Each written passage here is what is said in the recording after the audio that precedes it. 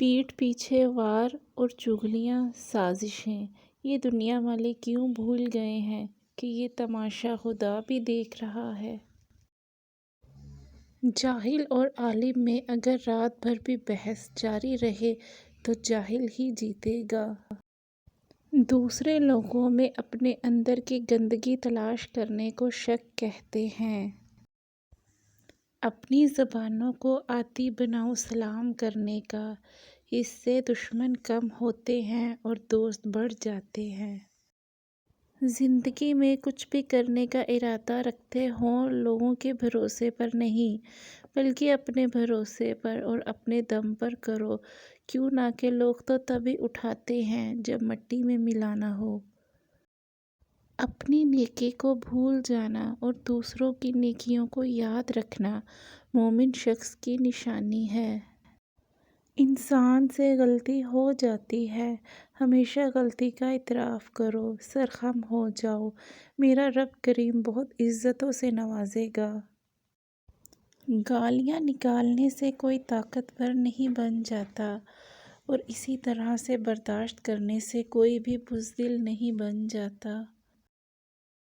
ہم بہت تھوڑی سی زندگی خود کے لیے جی پاتے ہیں، یہ زندگی زیادہ تر تو دوسروں کا بھرم رکھنے میں ہی بسر ہو جاتی ہے۔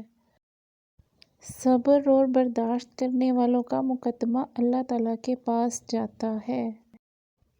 ساری زندگی ایک آئینے کی طرح ہے، اگر تم اس کو مسکرا کر دیکھو گے تو بدلے میں مسکراہٹ ملے گی۔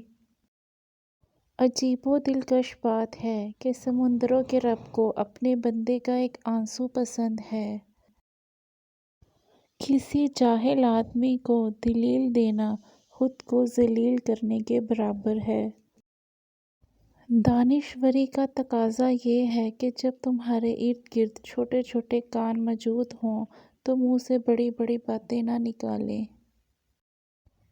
وقت زندگی کا وہ ترازو ہے جو برے وقت میں اپنوں کا وزن بتا دیتا ہے۔ جب آپ اپنے بچوں کو مارتے ہیں تو اس کا ایک ہی مطلب ہے کہ آپ کو سمجھانا نہیں آتا۔ چھوٹی چھوٹی نیکیاں ایسی ہیں جو انسان کی پریشانیوں کو کھا جاتی ہیں۔ کسی انسان کا اچھا سوچنا بھی نیکی میں شامل ہے، یہ نیکی بھی کر لیا کرو۔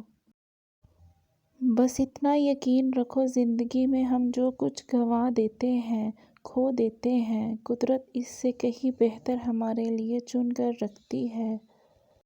طاقت کے نشے میں گم ظالم لوگوں کو یہ بات بتا دو کہ مظلوم کا وار ہر بار خالی نہیں جاتا، وقت تھوڑا انتظار ضرور کرواتا ہے۔